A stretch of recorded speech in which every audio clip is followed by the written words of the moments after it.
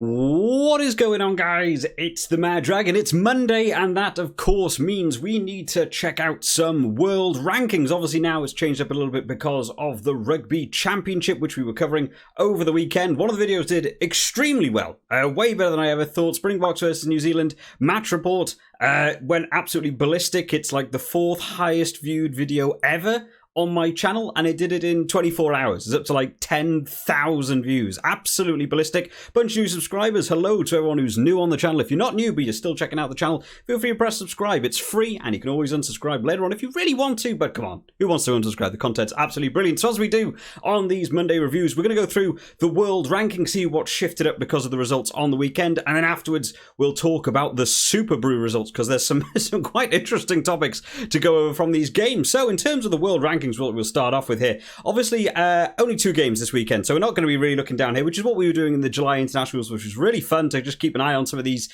60th and 70th place in the world. Not a lot of big changes, but obviously the big news on campus. South Africa beating New Zealand on the weekend means that we see New Zealand actually drop down now to 5th place. Now, I've not really followed the world rankings, very closely throughout my YouTube career. I've only really started in the last couple of months. But in the past, from playing rugby games and stuff, New Zealand have always been up there in terms of that ranking, and seeing New Zealand down on like 86 in terms of the points now, I don't know if New Zealand have ever been 5th. I don't know if they've ever been rated that low before. But yeah, New Zealand in a bit of a free fall, really. It's been quite fun reading through some of the comments, see what you guys have thought down in the comments on the review video. And a couple of people pointing out, how New Zealand have been getting on since last year's autumn internationals, losing to France, losing to Ireland. They've come round. They lost to Ireland again in the summer. They now lost to the Springboks, about this free fall. It's been quite interesting to get some Southern Hemisphere perspectives on it as well. So yeah, only real big movers then. We'll see New Zealand move down to 5th, England move up to 4th. The best way to move up the table. Don't do any work. Let someone else lose and move up. South Africa solidify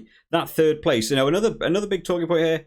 Absolutely equal in terms of the joint scoring point. So technically joint 2nd, really. I'm not sure how it works out to be that maybe because you're the newest ones to get there is why you end up being 3rd. Bit of a shame. But Ireland still holding up that top. Obviously, we've got a couple more games still coming up. So there's always a chance for New Zealand to climb back up. There's chances for Argentina to potentially move up. Of course, they were quite close in their game against the Wallabies. So that'll be a bit of a shame. As for Australia, doesn't really look like they've moved up like necessarily a great deal in terms of points. They're getting nicely clear now of Scotland, so they're going to probably secure that 6th position.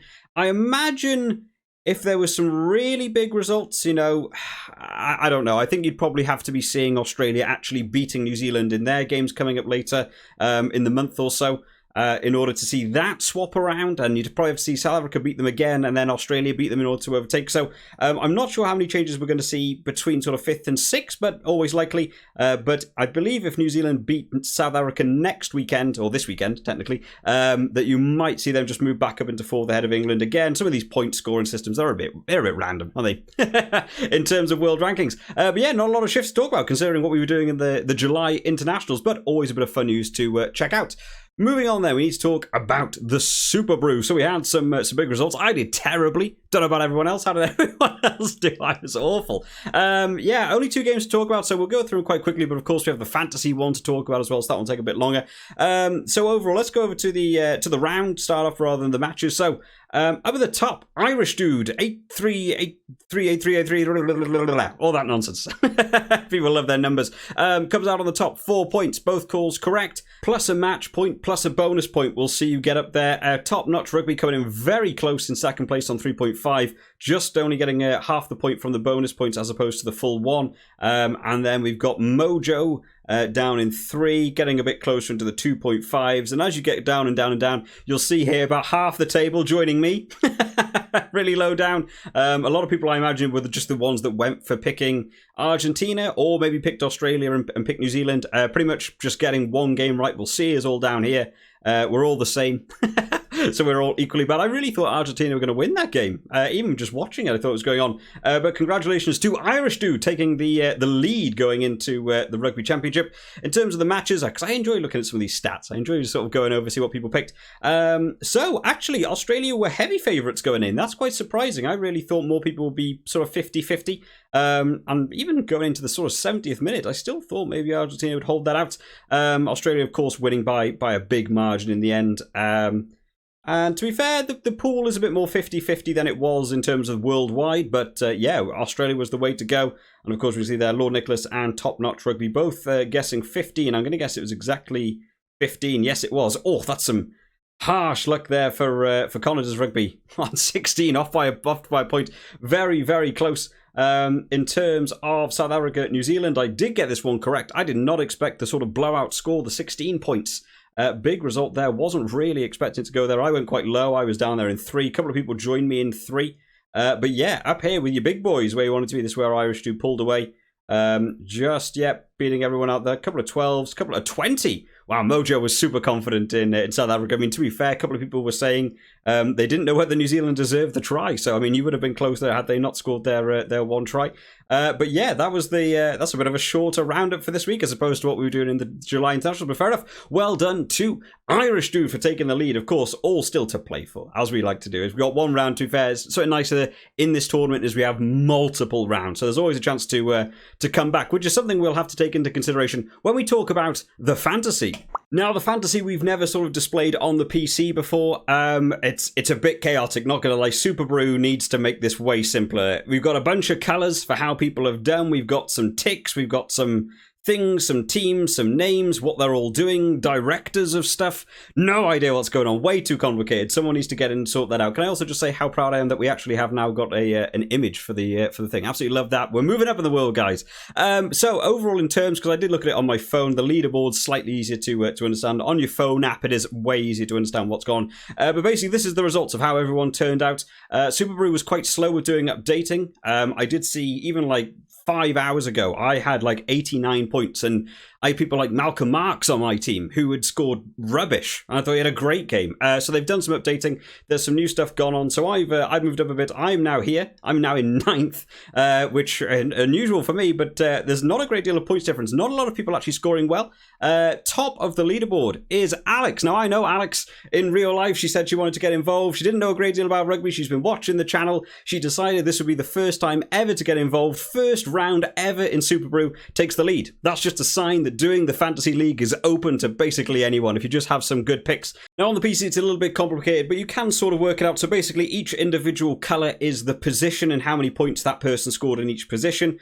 We do actually have the names down here. This is like the weird like half names they give you. I don't get what that is. But basically look on this right hand column. That's where you will be if you'll see your own name in there. And the spread of points isn't too ridiculous. Like Alex is out in the lead now on like about 140.